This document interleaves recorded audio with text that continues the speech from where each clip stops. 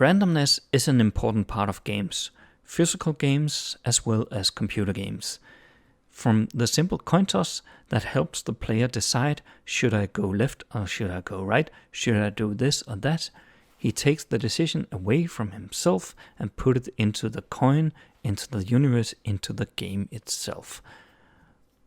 A coin just gives 2 different opportunities.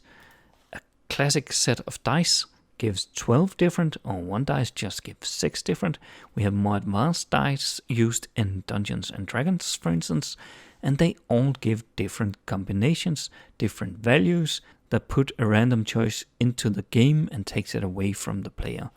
We also have more traditional games like playing cards, and a fun fact about playing cards, they are so random that if you take a deck of cards, shuffle them thoroughly, then you will end up with a sequence of cards that has never before been seen since the invention of playing cards and will probably never be seen again in the history of the universe. And yes, the math checks out. There's a link in the upper right corner to a Vsauce video that gives a really good explanation of this, just in case you want to know more. But also, some games are purely relying on chance, like roulette wheels and classic tombolas, and of course the all too familiar bingo balls or lottery balls. But a lot of computer games also rely on randomness, from simple reproductions of existing random elements like dice or playing cards, where we can move our cards around. Let's see, that should go there and that should go there, and I can move that there, and I'm going to, never mind, this will take too much time. I would rather use some randomness in JavaScript, and I can do that, but first I want to change my trusty red ball to something that looks a bit more like it should be random. And I think it should really look a bit like a roulette wheel, so the background should maybe be some forest green here, and the ball itself could be white, say a ghost white, so I could pretend that this is a roulette ball moving around on the game table. So now I'm ready to introduce randomness in JavaScript. In JavaScript, everything is organized into objects. Usually we don't think about it, we just use the console object for console log and the document object for document query selector, but there are a lot of other interesting objects in JavaScript, and a big part of learning the language is getting to know these objects. And one of them is the math object. And that has various functions built in, or methods as they are called, for mathematical calculations, or not calculations as such. You can always just write plus and multiplication as you've seen, but other things like cosine and sine functions here.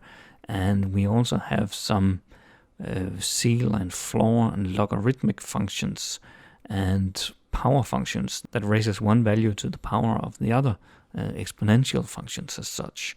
And then we have this one, random, that returns a random number between 0 and 1.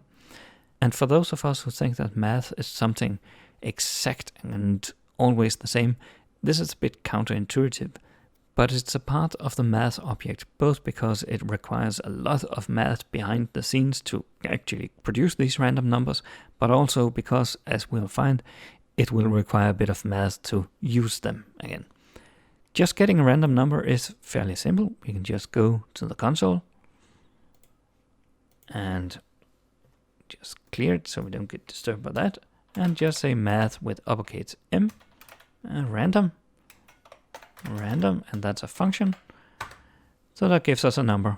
That looks like a fairly random number, 0.681, and we could call it again, and we get another number, and again, and another, and just completely random numbers without any system, any way of predicting what number will be, but always 0 point something.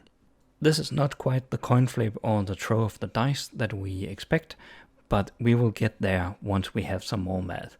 For now, let's just try and get random numbers in our JavaScript code.